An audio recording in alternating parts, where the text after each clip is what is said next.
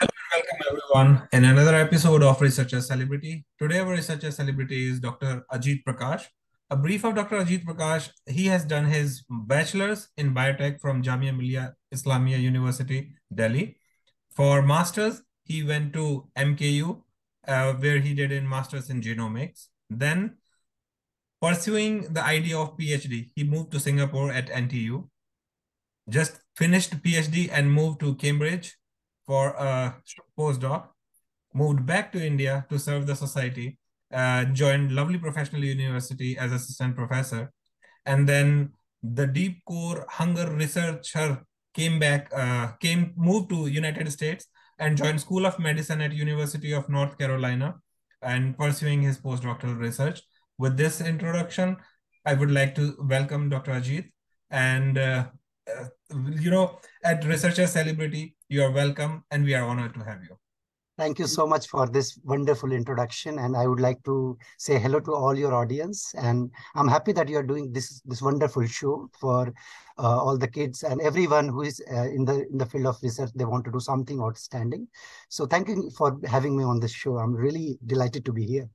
Great. So our conversation, how we start is like how and when you decided that you wanted to be a researcher.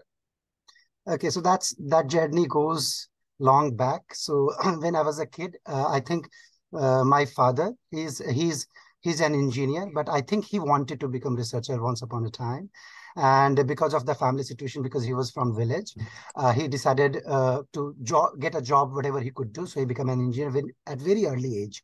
But he was the one who taught me everything I learned till 10th standard. So I used to go to government school because he used to get transferred every 3 months. He was a government employee. So he used to ask me to go to school and do whatever you want to do.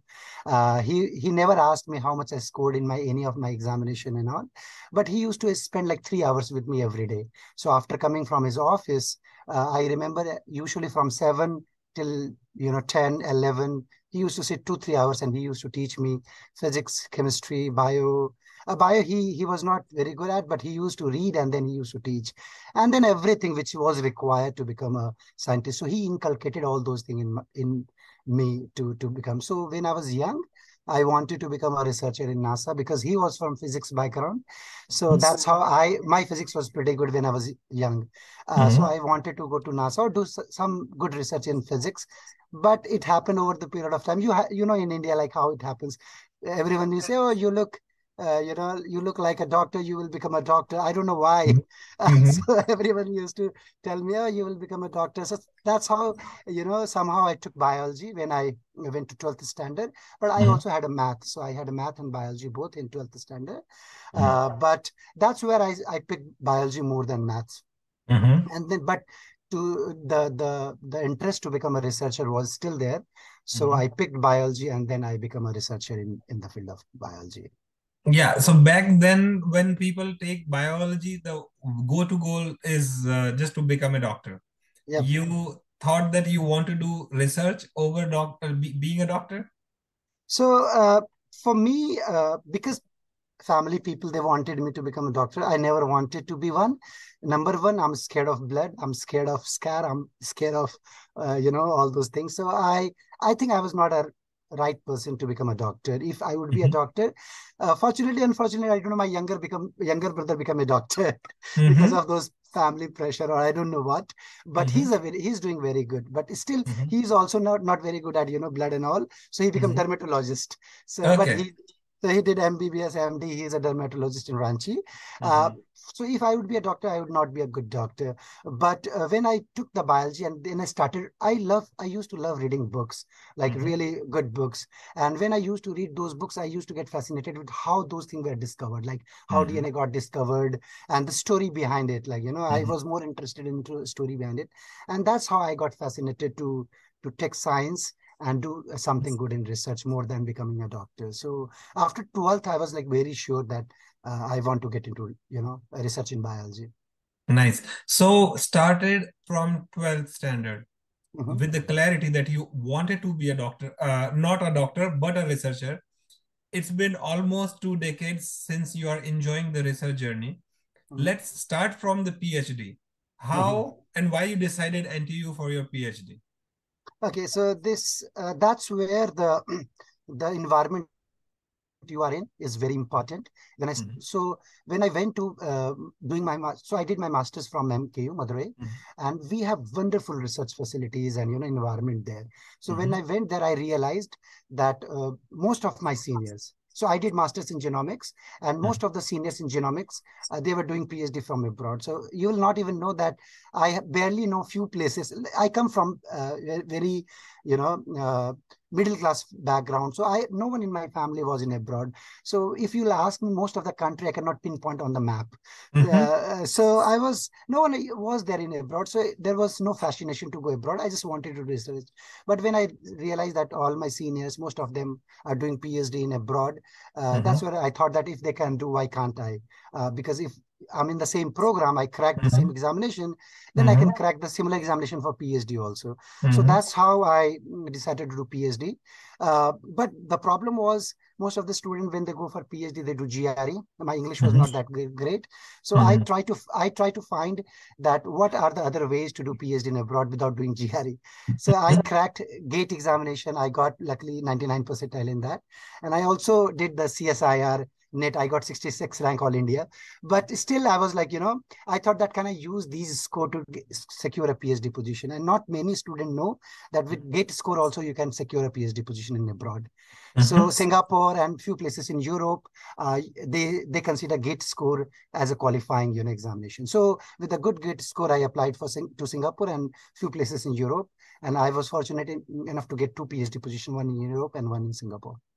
So Oh, that's how that's I landed. Yeah. brilliant. Yeah. And here we should inform all of our viewers is like, as Dr. Ajit just mentioned, and even I had no clue that just with your gate, you can actually apply in countries outside, and then you can pursue your PhD there because this is the dream job.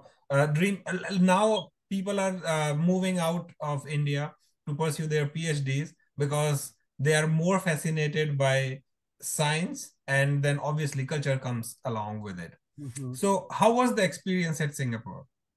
So Singapore was really good, like in terms of research. So it was not a big cultural shock for me because there is a lot of Asian there Hmm. and a lot of Indian. I happened to join Indian lab when I went there because I was like little, not sure to work with foreigner because I just landed in a new place and I Hmm. did not know many people. But that lab was not great. It was a bit of struggle there because lab environment was not good. There was a lot of politics going on in the lab. So I almost wasted 9 months working in the lab.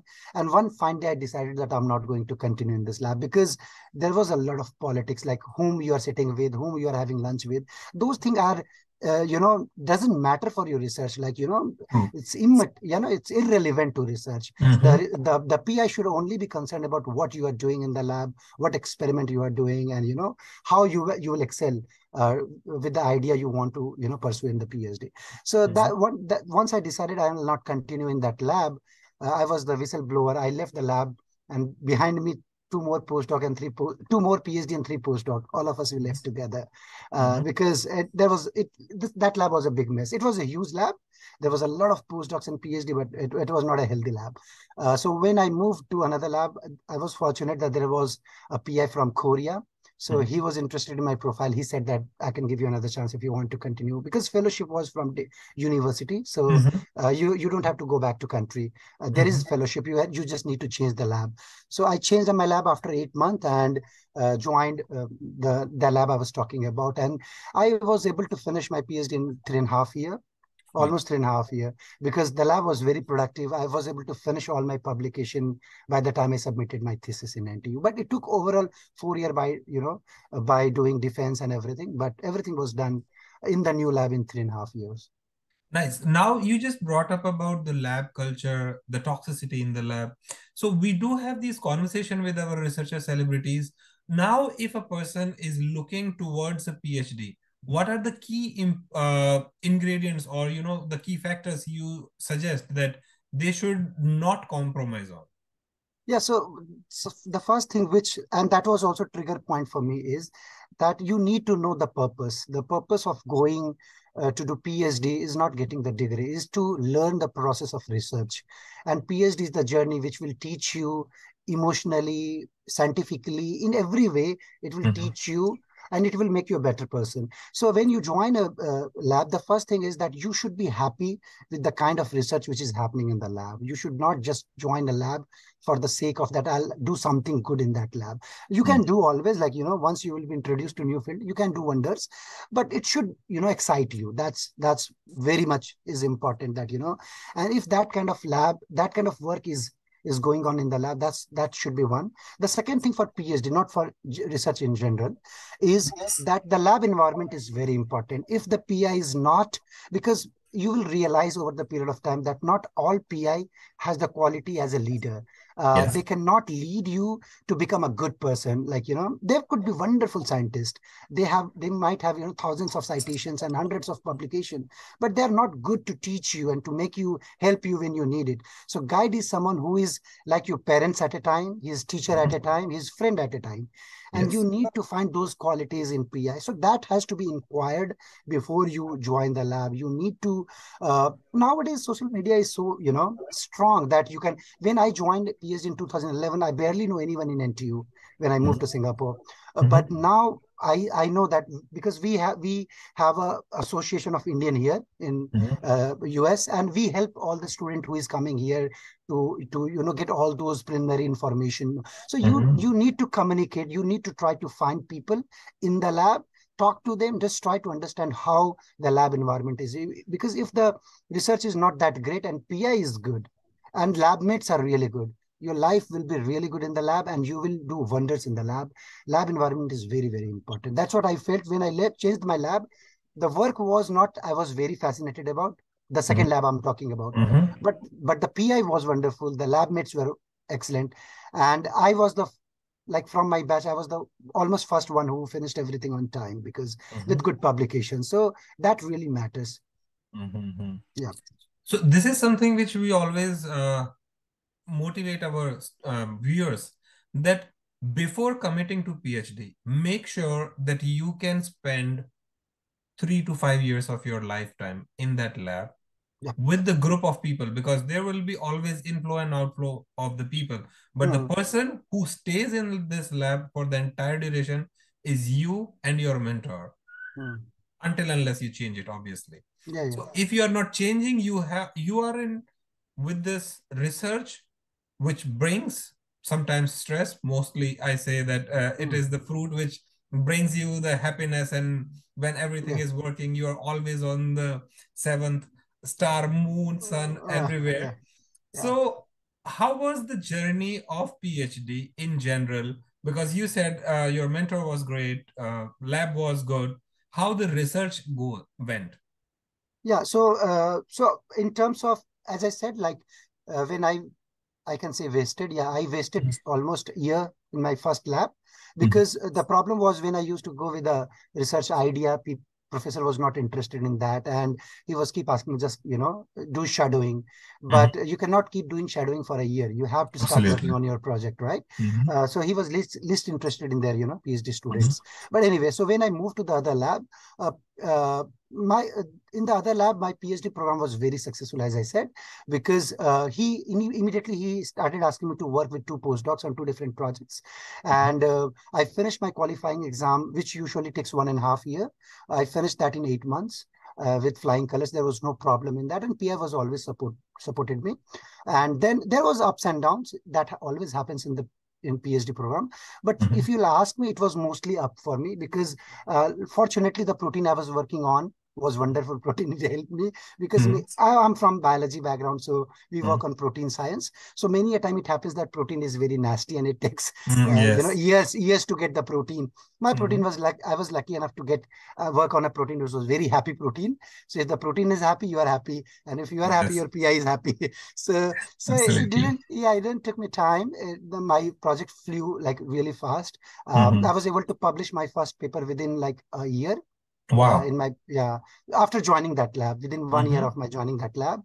And Mhm. when I finished my PhD in 3.5 years, I published all my papers before I went for oral defense.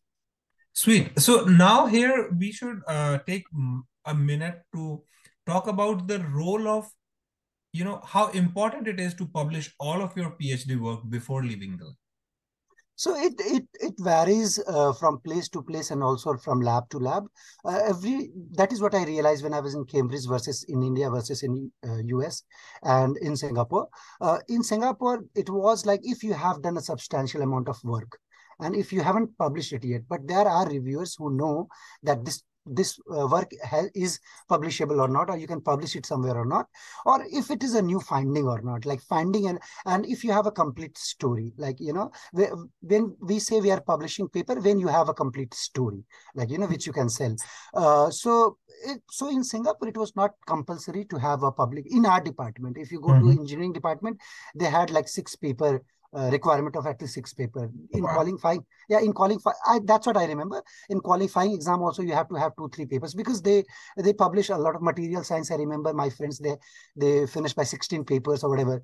I finished with three papers during my Mhm. PhD. But in my department, it was not a compulsion. You did a good job. You have bring something new to the plate, Mhm. and if it's a wonderful story, and you have substantial amount of evidence to prove your theory. You have Mhm. good amount of data to back up your story.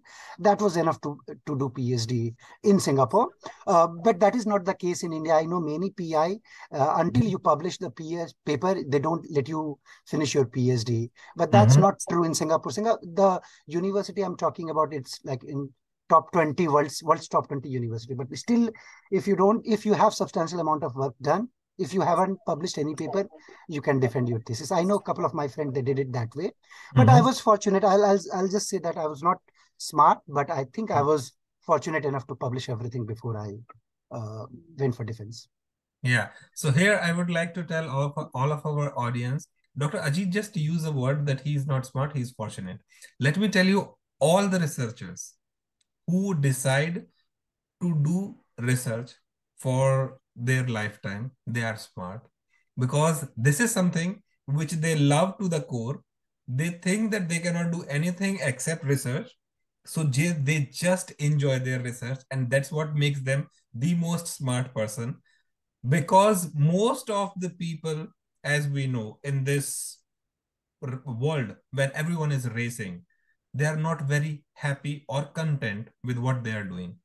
And research is something which we always sometimes have said, or most of the times, which is true, is like money is not the driving force in research. The driving force is your passion or your motivation, how motivated you are to do your research and So across the I just country. want to yeah, I just want to add, Yeah. because if you compare all different professions, right, there is, after a point you will feel that that job is monotonous, like whatever Mm-hmm. you are doing.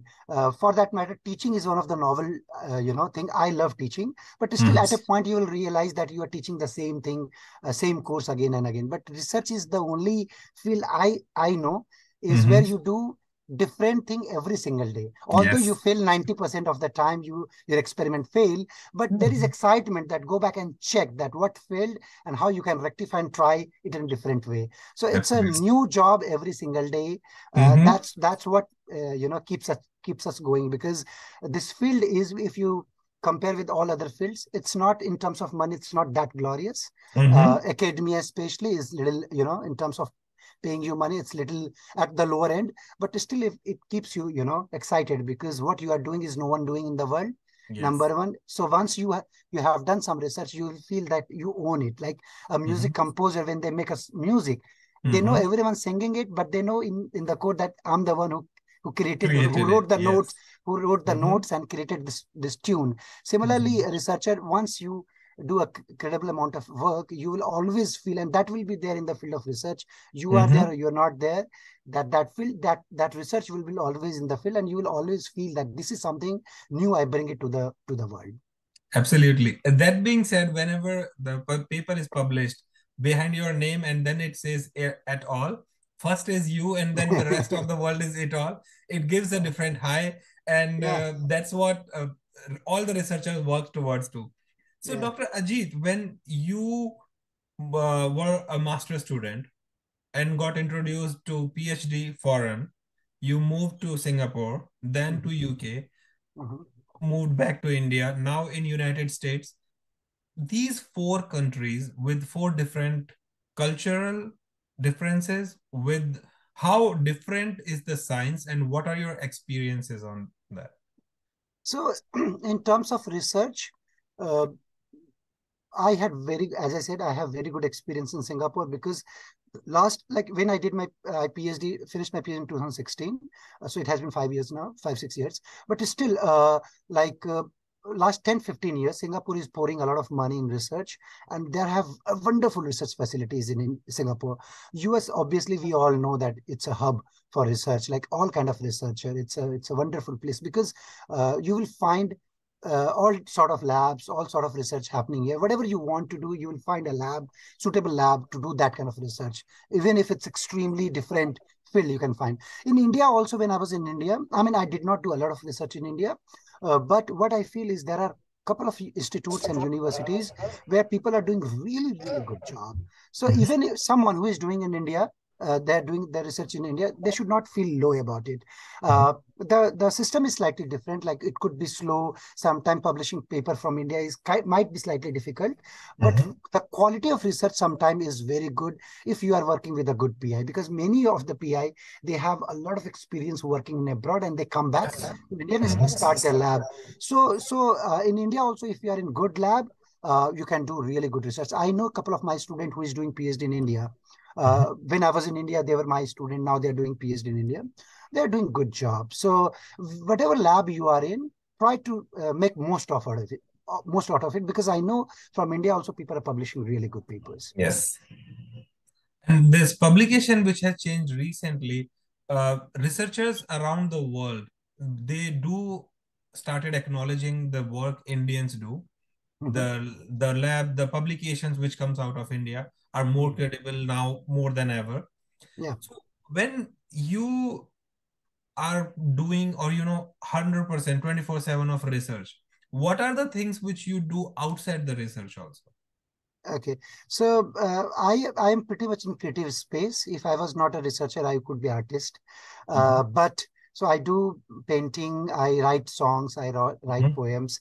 But apart, those are like my hobby. But Mhm. like if you talk about like what I do, like on Mhm. regular basis, so I create a lot of content for researcher because that's my passion. So apart from Mhm. doing research, I run my own YouTube channel the way you guys are doing Mhm. is I Mhm. have my own YouTube channel called Science Beyond Books, where I make science experiment videos for kids.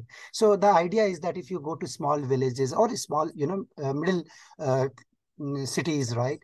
In Mhm. government school, we don't have facility to do all the practicals. And even if there is practical, 20 people are doing together. So Mhm. they hardly know what they're doing. So my Mhm. idea is to make easy science experiment and demonstration videos. I Mhm. mostly do those videos in Hindi, but make Mhm. those experiment demonstrations so that whatever you read in the book, you Mhm. should be able to see that happening in Absolutely. real world. And we Mhm. can we can do those kind of demonstration. Any concept which can be explained on the paper can be Mhm. demonstrated. That's what I feel like. So I make those simple demonstration videos, experiment videos Mhm. for kids so that they can learn those theory easily. Apart from that, I also bring researcher from all different field. I also Mhm. do a similar talk show. It's called Mhm. on my YouTube channel. It's called Science and Research Simplified. So Mhm. what I do is the idea of that talk show is to bring researcher and talk science in such a simple way that even ninth, 10th class student or Mhm. someone who is not from science background, like after the COVID happened, right? Now everyone know Mhm. about virus, Mhm. vaccine, Mhm. clinical trial. It bring a Mhm. lot of awareness, right? We don't have that much of awareness. It was not there before COVID about the science. So I want to bring that awareness in the Mhm. people who are not from science background or someone who is a student who want to become researcher. So I bring researcher and I just talk about their science in very simple fashion, what they do, how lab look like, what equipment they use, and that exciting for me also because I remember I did one talk with NASA. A scientist Mhm. from NASA. I was very fascinated that what exactly they do, what their lab look like how, and they showed me the lab and all those kind of things. So if I would like to ask your viewer also, if they have some time, do visit my YouTube channel. It's we have a wonderful talk show called Science and Research Simplified on my channel called Absolutely. In Science. fact, I will say to all of our audience and viewers that take time and go science beyond books, because a researcher is to the core researcher, okay? It's not only when they are doing the experiments in the lab. Mhm. Outside of the lab, the only thing what they can think is research. So that's how Dr. Ajit make these videos, make the science simplify for all of us. And I would obviously do that after the talk. So So, Dr. but it was. I just want to add, it was quite a journey because it, you know, it's not simple because when I started making these YouTube videos, right, Mhm, you have to do editing. So I had to learn editing, light, all those kind of thing, and then scripting and preparing the whole, setup. So it's quite a journey to become a YouTuber also, or mhm, someone on the social media.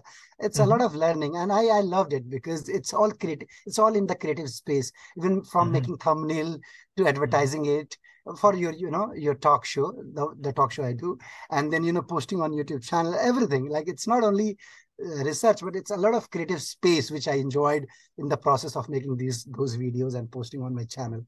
Oh, absolutely. I believe Yeah. that creativity is the first ingredient. If Hmm. anyone wants to do be a researcher, if you are creative enough, this is for Yeah. you. Yeah. If you think you cannot, which is absolutely fine. Not everyone can be creative, or But it but cannot be a one's passion. but Yes, please. one thing I just want to add here is Mm-hmm, what I believe. That's what I said, that smartness versus mm-hmm, what I believe, that I mean every researcher is smart, but to mm-hmm, become a good researcher, really really good researcher, you also mm-hmm. have to be very persistent, and you Yes. have to be very hardworking in the sense, like if you like that work, even if you're not Mm-hmm, the best brain in the world, and if you mm-hmm, think about that question constantly, you mm-hmm, you want to find solution. Trust mm-hmm, me, no matter how smart or not, I don't know what is the opposite of smart, but if you think that you are not the most smart person in this world, still you will mm-hmm, find the solution if you keep mm-hmm, thinking about the question and try to seek solution. So one thing I realized during the PhD is you have to be creative. That's true, but that mm-hmm, even if you're not creative, you will become creative if you are persistent and you want to dedicate some time. You are passionate about science. Even if you are an average student, you can do really good research, and that is what I saw. If I look at many of my colleagues, many of my friends, which mm-hmm. initially we used to think that they're average or we are average in the classroom, but they turned out to be one of the best mind in this Yes. world in terms of research. When I see their profile, I feel like they're doing wonderful research. So that Nice. persistence, that has to be there. Even if you feel that you are average in terms Mm-hmm, of smartness, there is nothing mm-hmm, called average in the smartness. But if you feel like that, mm-hmm, that's not a barrier. You have to love the work you want to do, the kind of mm-hmm. question you want to chase. You will be a wonderful researcher. Nice. And the consistency, that is something which is driven by the motivation, how motivated you are. Mhm. Because after failing experiments on a regular basis, if you are still going to lab, it shows that how committed you are for your research. And this passion with perseverance is the key for being a researcher. Because if you are not persevere, if you cannot do it 365 days a year, probably you will not be in research for long. And that is the harsh truth. And one thing, just one more thing I just want to add there is Mhm, to be persistent also, right? You mhm, whatever question you're trying to answer during your PhD or any stage of your research you are at, right? mhm. You need to understand why that question is very important. If I'm Yes. trying to work on lung cancer, I need to keep reminding me that why this question is very important, why finding a solution to this question is so important, not for me, for Mhm. the humanity as a whole. That is Nice. something you have to keep reminding yourself, and that will keep you on your toes, that no, I have to work on this, and I have to work in very fast manner so that I can provide solution. Like the way when we worked on COVID, right, we Mhm. never worked on that particular piece for any disease. And True. when we decided that we have to find solution, not in months, not in years, in few days, and Mhm. you saw the result. Like for many of the viral diseases we are working for years, and Yes. for COVID we had so we found solution hardly in 2 years, right? And that is what is important, that you need to know the question you are asking is very important, not only for you, for the entire world. Absolutely. And I think nowadays, when we do talk about translational research, this is the live example and probably the best in human history, that how something came which was not known at all. and people came with the cure. And this is the kudos to all the researcher who has done the basic foundational being, if you Basic don't research. know it, even if it is a virus, because somebody has Hmm. done this a decades ago or a century ago. Virus, Yeah, yeah, and vaccine, how to make vaccines from, hmm, all different ways to make vaccines. All those fundamental research were there to build the vaccine we made. Yeah. absolutely. And so now when you do your research and you see the impact of it in real time, that's Mhm. gave you a different, contentment. You feel good, you feel proud of it's way more than just a publication, because when you see that Absolutely. you can help people in there. And this Mhm. is the goal of every single researcher in this world. Either they are doing the fundamental research or they are doing something which is translational, very in recent. So, Dr. Ajit, here when we talk about you as a researcher who has done research in more than 4 countries, moved, all over, how it brings a toll to the family when you move, or move to the countries, or it be a different, so taking an assistant professor job and Mhm. then coming back as a postdoc, Mhm. how tough or how easy was that for you? So, so when I moved to India, when I left Cambridge, that's another story. But why I left Cambridge? But that's the thing. When I was working in Cambridge, the project I was working on was not exciting enough. I joined Cambridge because it was Cambridge, and that is Mm-hmm. something I was teaching a student, that research should fascinate you more than the place or lab or anything else. So I was a fresh PhD, wanted to do, coming from a very small village from India, and in Bihar. So I really wanted to go to top-notch, so-called top-notch university. So when I got an offer for my, Mm-hmm. postdoc, when I was about to finish my PhD, I got offered to do postdoc. When I Mm-hmm. went there, I didn't like the kind of work they wanted me to do, because there was not a lot of freedom, and the project was very much decided that what I have to do.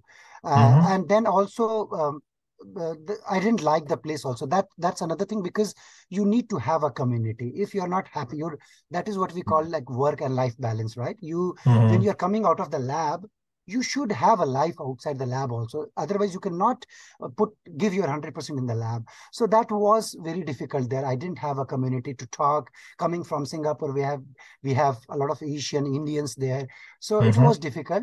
So, but again, I decided, like I did it in my first year of PhD, I chose my happiness over my the work. One day I decided that if I'm not happy, Mm-hmm. uh, uh, I will not be, my mental health will be affected over the period of time. True. So it's fine. I can do some other creative stuff. If I go to India, I'll find some research in India, Mm-hmm. but I'm not going to continue just for the namesake that I'm working in the Cambridge. Mm-hmm.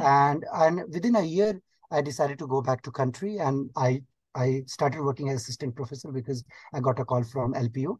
Mm-hmm. And when I worked there for 1 year, I enjoyed, teaching, because as I said in the beginning, I'm a researcher come teacher. So I Mm-hmm. love,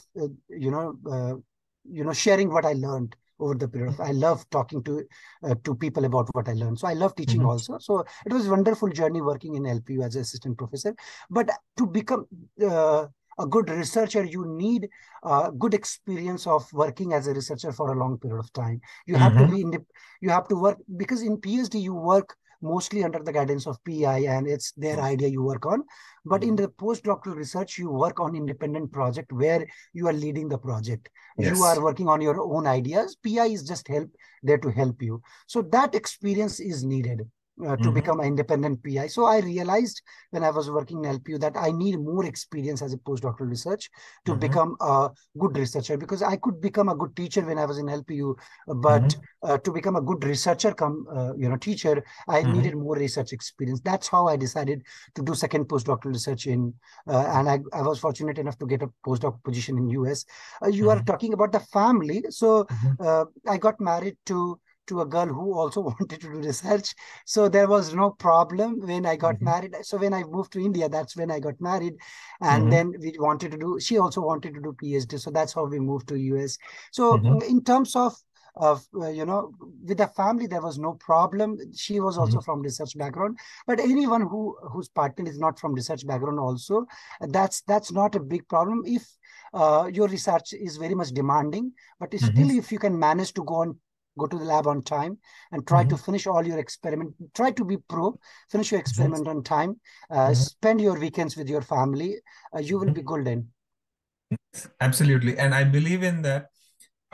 So for all the audience and viewers, Dr. Ajit has said one thing: your science should fascinate you, not the brand. And this is what has been observed and noted. And people do talk about it. Sometimes people fall for the name, be it a PI, be it the institution, the name, instead of their passion for the work. And because of the toxicity in the environment, then we have seen stories where people either moved out of research completely because it was a lot of, mental health issue on there. So whenever you are considering anything, be it a PhD position or a postdoc position, always make sure that this is the place where you are going to spend most of your time. Absolutely. If you think you can take all of that, always make sure talk to people before joining the lab.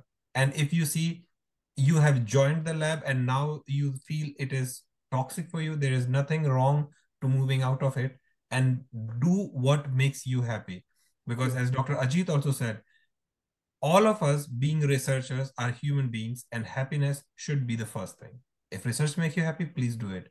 If you think that this is something which you don't want to, there Yeah. is nothing wrong to move out.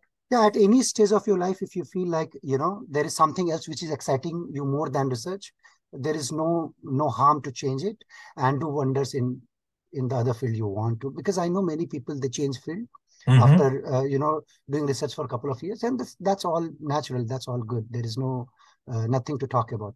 You know. Absolutely. And this is something which we always say that PhD is a training, it's not a degree. It Yeah. it teaches you whatever it needs, whatever it requires by life, be it Yeah. on emotional background Mhm. or it is on professional or in personal. All of these things, PhD trains you for all of that. So, Dr. Ajit, now we are moving towards the end of the conversation. So now I would like to ask you that what are the key points which you would like to share with our viewers that being in research and facing all the failed experiments, still being motivated, what they should do? Yeah, so that's what I was telling in the beginning also, that see, most of the cases, if you read like the best researchers in this world, right, you will read about their failure story also, and it takes a lot of time uh, to correct your experiment and do experiment which will prove what you want to do, because there is 99 different way which can go wrong, and you are Yes. just testing those different ways. But what you need to what will keep you motivated is, as I said in the beginning, that why you want to solve that question, Mm-hmm. why that question is important. Because if you will not solve that question will be lying around for next couple of years, Mm-hmm. and that's why that will keep you motivated. You tried this path is not working, you have to try a different way. Mm-hmm. The And how to overcome with those problem is that read as much as you can, because Mm-hmm. reading is very important. You can Yes. the more you read, your experiment will you have to do less experiments. The more you read, Yes. the less experiment you have to do on bench, because the experiment you will do will be very close to the best experiment you could do to prove Absolutely. that hypothesis. So read as much as you can before even doing your experiment, because you will Mm-hmm. get a lot of good ideas. Because the approach you want to take might not be the first. You are not the first one who is trying those experiment. True. There are 100 different people who they use their experiment to prove whatever they wanted to prove. Borrow Mm-hmm. those ideas and Mm-hmm. try to implement the best experiment you could do for you. So that comes True. from the reading. The more Yeah. you'll read, you'll come up with a very simple and easy experiment to prove your ideas. So keep doing reading, will keep you updated and keep you, happy all the time. And uh, the last thing is that, look at the bigger picture. You always think about that once you complete this project and you have the solution. When you have the solution in your hand, and that Mm-hmm. solution will be there forever in the internet, that will keep you Mm-hmm. always on your toes, that that's the blessing, that you did True. something and people are reading those research and doing follow-up research. They cite your work in their Yeah. research. That so one day that day will come for sure. If you are Mm-hmm. doing research at masters or PhD, one day you will publish your work, one day it will be on the internet, and one day Mm-hmm. you will feel that you own that research. So always think about those days, and you will be there one day for sure. Nice. It was great talking to you, Dr. Ajit, and to all the viewers. Look at the bigger picture, being as a researcher. Study, read as much as you can. These are the words from Dr. Ajit.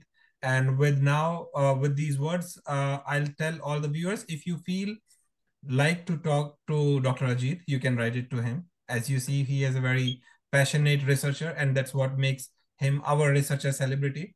So here, Dr. Ajit, we would like to tell that at Researcher Celebrity, what we do is like we celebrate researchers, and that's why Okay. we named it as Researcher Celebrity. So thank you for being our researcher celebrity today, and we wish you all the good luck for your future research. No, I should say that you should be celebrity, because you are giving, because normally researcher, I have not heard celebrity researcher that often. So Mhm. that feels wonderful, that being researcher also you could be celebrity. And thank you for inviting researcher and calling them celebrity. That's really wonderful. But I would say that you are celebrity, because you are bringing these researcher on this platform, and you are doing wonderful job. It's really commendable to host these kind of show, and bring best mind on the same platform. And thank you for having me here. And for your viewers, if you have any question, if you have I'm very easily reachable, so if you want to reach me out for anything, feel free to reach out to Raja. He will provide my number or email address. And happy researching. Yeah, thank you very much, Dr. Ajit. And Yeah, our researchers, we'll see you in another episode of Researcher Celebrity. Stay tuned. thank you so much.